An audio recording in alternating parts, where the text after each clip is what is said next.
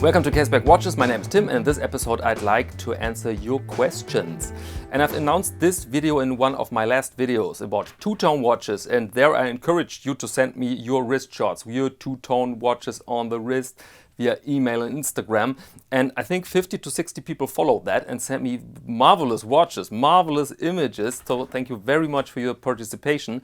And as announced, I want to present those watches, some of those watches. I cannot present every watch, okay? But some of those watches I will present here in this video together with your questions or between those questions, okay? And I picked a few. By the way, you had way more two-tone watches than questions, but I have here 9 to 10 questions, and so let's get going. First question comes from Tobias, written in German, so I have to translate this. In your first video, you described the Omega Genève, excuse me, I've learned this. You have described the Omega Genève as a perfect first vintage watch. What do you think now about the Glashütte Spezimatic as a alternative? Or what's your opinion generally about watches from the GDR, the German Democratic Republic? This was Eastern Germany before 1990. And you know what? Thank you very much for this question, because I wasn't aware of the resemblance between Omega Genève and the Spezimatic. Absolutely not, but there's this astonishing resemblance, and I definitely think this could be a very, very good alternative. And regarding your questions about the GDR production in general, hard to answer this because there are so many different qualities. There are so many different decades, and then you have one decade with quality very good in that particular niche, and one decade later the quality is down. And so I think you have to be really a GDR buff to give a proper answer here. And so my answer is only here about the Spezimatic as an alternative to the Omega Genève. Yeah, definitely. And this is valuable information because the Genève is getting rare now. And I think I'm part of the problem because I've recommended that watch so often, and now I'm the only punter who is without a good Omega Genève. Next one comes from Thanos, thank you. How about the Uboat brand? I do fancy getting an Uboat watch. What do you think of the brand? Keep up the good work. Yeah, thank you very much. Fun to look at, right? If you see the Uboat watches, they are really fun to look at. Huge things. And I'm sort of an Uboat fan, I must say, because I've used to play Silent Hunter over years on my computer. And recently I bought, what was the name? Cold Waters. The Uboat simulation Cold Waters. And so I'm sort of an Uboat buff here. And yeah, so fun to look at. Big, in a way comic-like, right? They are not that serious in a good way. My only concern is the price. They are rather expensive, right? And spending that kind of money on a watch which isn't meant that serious, I could imagine that the resale value for those watches are rather low, but maybe this is wrong. If you know better, then please let me know in the comments, okay? Next question comes from CW, style questions, and he wants to know, where is a good place to buy a cravat? And second, when you wear a waistcoat, do you put a jacket on over it when you leave the house, or do you sport the waistcoat on its own? First, eBay. So many men receive ties, askers, cravats as gifts, and they don't like them, and then they sell them new with tag or without tag on eBay, and there you can buy then a really nice silk product for maybe 10 to 20% of the price, unworn. So big recommendation if you're a little bit on the budget and you want a collection of nice ties, asket and so on.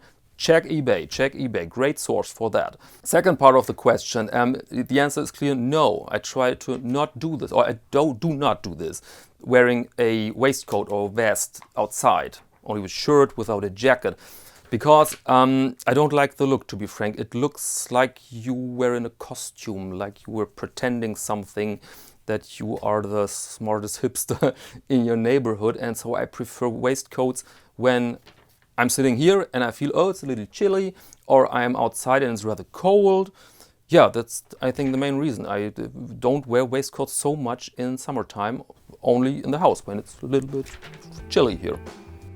Okay, and now let's make a little interlude. Let's check the watches you've sent in, and let's begin in alphabetic order with Abdul. And here you have his wonderful Rolex Datejust two-tone. Oh man, this is really a beautiful watch, especially with that dial color. Thank you very much for this great image here.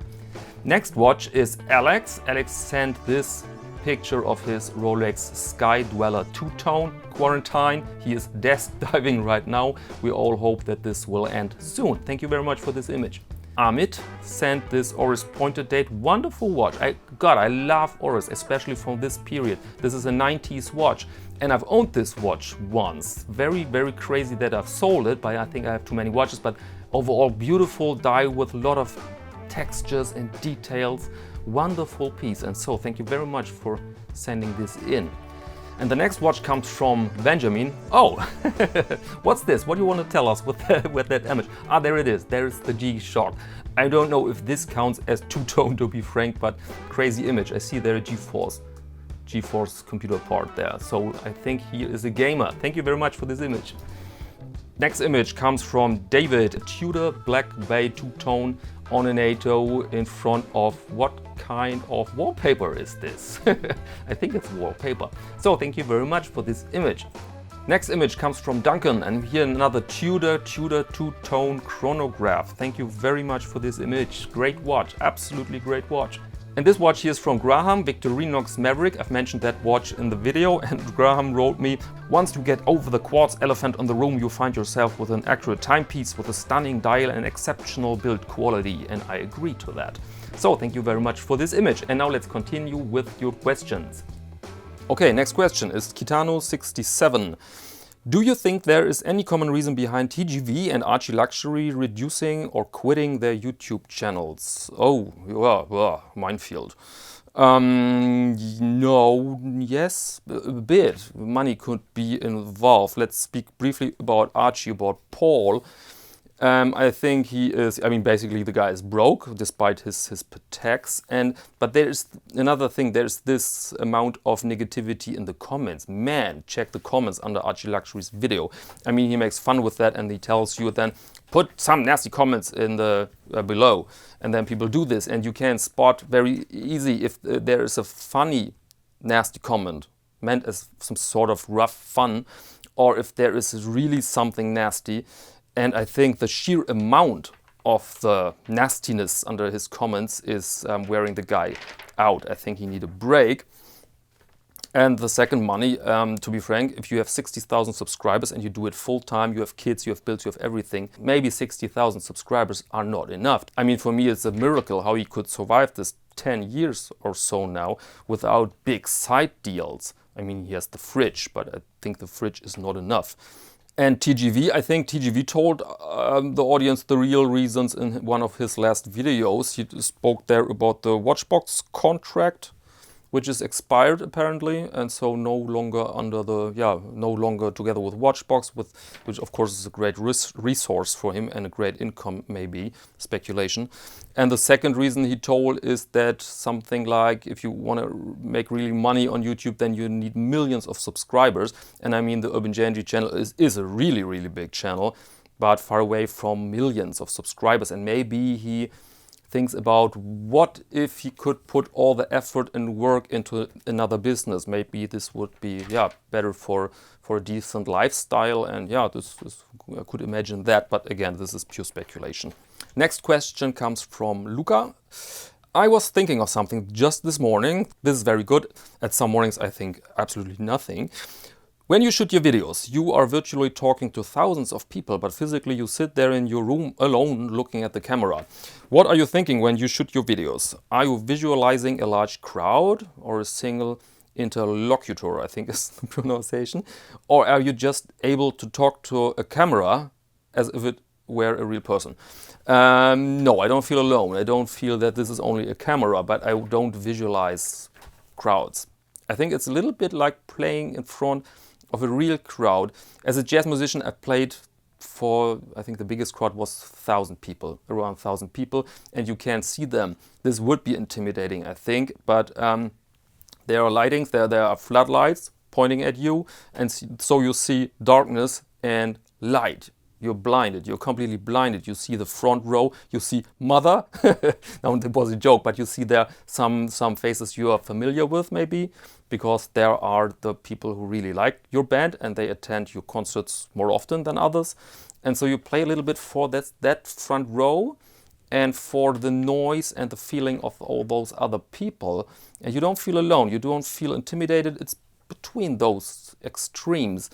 And plus, you don't know if you are in front of thousands of people right now. Maybe nobody want to watch this video. I mean, it's not very likely because Q&A videos are popular. But I've made videos which weren't popular, and then you are in front of a very, very few people. And then you have this other video which was watched by 100,000 people. And of course, this would be intimidating, but you don't know it when you're shooting it. Okay, second and last interlude together with your watches you've sent in, and let's begin here with Jack's Hamilton Special Edition 39mm chronograph. Wow, never seen this watch before, never seen it. Very interesting look, and so thank you very much for sending this in. And the next watch comes from Lori, and Lori, wow, what's this? Stürling Original, I've never heard of this. Wow, ladies watch, and she wrote me 30mm is the case diameter, and this thing has some diamonds on it. I wonder if these are real diamonds or some sort of fake diamonds, I don't know, but wow, this looks stunning, looks very, very crazy, especially if you're used to men's watches and not to ladies. And so, Lori, thank you very much for sending this in. Next watch comes from Nicholas, and Nicholas here has Tudor day dates. Wow, and he's not worried to scratch his Tudor day dates. Look at those dials, absolutely beautiful. But what animal is the strap there on the right? This some sort of buffalo foreskin? Wow. I'm very sorry, but that's a crazy strap, but outstanding watches. Thank you very much for this image. And this watch comes from Nico. Interesting watch, because this was my watch. This was my Omega Speedy Automatic, and Nico wanted to buy it, and he wrote me that he's still very happy with the watch, and this makes me happy because I'm not really a watch seller, and I'm always concerned if somebody likes the watch after the purchase, and so glad to hear that you like the watch, Nico. Next watch comes from Ryan, and he sent several watches in it, and here you see his beautiful Cartier, which isn't a two-tone watch, I know, but I wanted to show you this blazer together with the alligator strap and the golden watch. I mean, this is quite a combination, my friend, and so thank you very much for this image. And this watch here comes from Shahariyar. I'm very sorry, I don't know how to pronounce your name properly. And this is the Psycho Solar Titanium two-tone, and he received this watch from his parents after college as a reward. Very interesting, and it's some sort of a beta watch. You can see the scratches on the bezel, which is totally fine because watches are made to be worn. Okay, thank you very much for this image. And here comes Steve from Malta with his Tudor Black Bay two-tone, and you can see that Steve hasn't the largest wrist on earth, but the watch fits. The watch really fits. Beautiful piece, and so thank you very much. And the last watch comes via Instagram from 94L, is this nickname. Beautiful Rolex two-tone with a tapestry dial.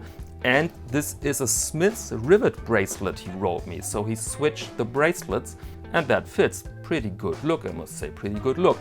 So thank you very much. Thank you all for all those images. And now let's continue with your questions.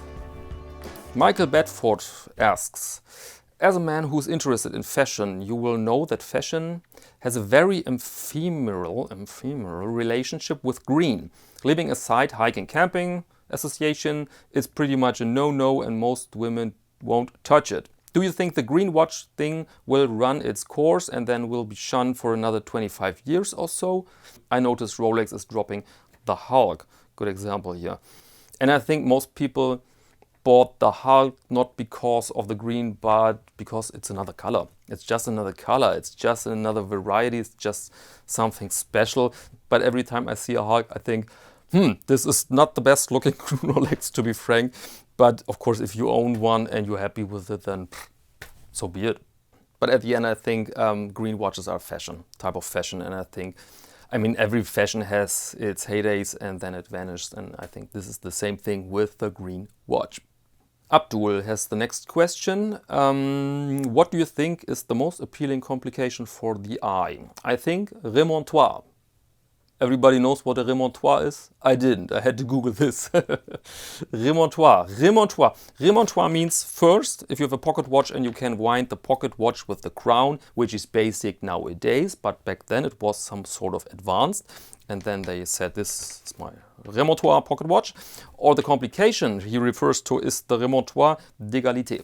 Remontoire d'égalité. And as I understood, you wind the watch and the main wheel stores energy, and the main wheel with a remontoire gives then parts of those energies to the next sector of the watch, and so that the energy is some sort of equilibrated in the watch. You don't have 100% energy here and 0 there. There's always a sort of balance in the watch, and this is a very advanced complication. Back then they tried to let's say distribute this energy in an equal pace because it's good for precision.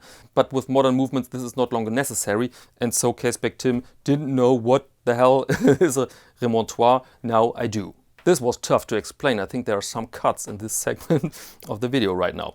Okay, next question. Steve Fox. I'm approaching 50 and have decided to treat myself to my first luxury watch, and I have settled on an Omega. My question is this: which would be a better daily wearer, the Retro SM 300 meters or SMP 300 diver? I'm not fussed about the date complication as I can... Oh wow, thunderstorm. I'm not fussed about the date complication as I can use the bezel for that. Also, can we see some more of your beautiful guitar playing, please? Thanks, Tim. Yeah, thank you very much. There's a piece at the end of this video. And regarding your question, the watches are not so much my genre, and I don't feel competent to answer your question properly. But please tell us, how do you use your bezel as a date complication? So you're obligated now to share this kind of knowledge in the comments with us, because I mean the bezel, how do you use this to find out the date?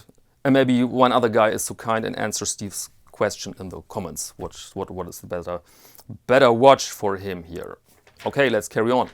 The last question is a question I receive on a more than weekly basis. Almost every day somebody writes me an email with some images or a link and wants to know, what do you think of this watch? What do you think of this listing on eBay or on Chrono24? And I've decided I cannot answer this anymore. I did it sometimes, but I realized that the responsibility is too high. Because if I answer something and I say, good, it looks good, looks proper, looks okay, looks legit, and the guy buys then the watch and it's not okay, then I'm sort of guilty. And I don't want that. And so back then, when I wrote you an answer, I really checked the watch and I checked the images, I Googled the reference, I checked with Google image search the reference. I tried to make my comment really secure. And then you are in front of your computer 30 minutes or entire hour for one email. And when you receive one of those emails every day, there's nothing you can do anymore. And so very sorry guys, I cannot answer anymore those questions. But at the end you can do it yourself if you really want, because all you need is the reference number. And when the reference number is not on eBay, it's not visible, it's not stated, then ask the seller for that. And then you Google the reference number until you find the watch you want to buy in another shop, in a good shop, in a reliable shop with good high resolution images. And then you compare every bit. You compare the lume, the indices, the hands, everything. You compare everything until you're sure that the probability that this is a fake or something really strange is very limited, very small. I think this is the tip I can give you, and this is the method which works. Okay, and now we're at the end of this video. Thank you very much for your participation. It was a pleasure to answer your questions. And every of those Q&A videos I learn myself a lot, because I have to look things up, I have to realize things, and yeah, so it was fun to do this. And so thank you very much for your attention, and maybe until next time.